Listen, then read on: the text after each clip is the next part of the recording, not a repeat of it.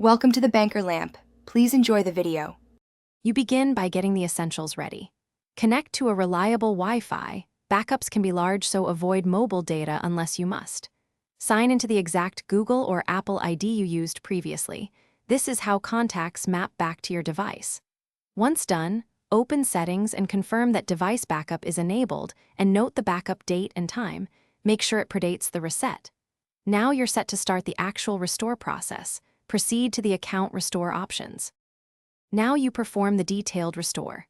You add the original account under Settings, right arrow Accounts, and sign in with your credentials.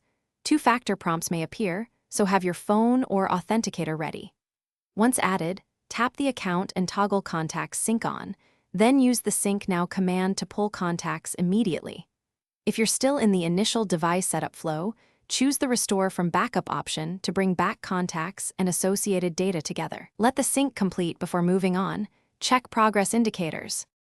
Finish by verifying and handling issues. Open your Contacts app and refresh. Make sure your contact groups and labels appear. If some are missing, they may be grouped differently. If contacts still aren't visible, log into Contacts. Google, Com, or iCloud. Com to confirm the backup exists. This tells you whether the problem is local.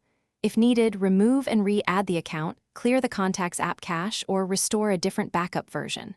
One key tip: if sync fails, toggle airplane mode on then off to reset network connections.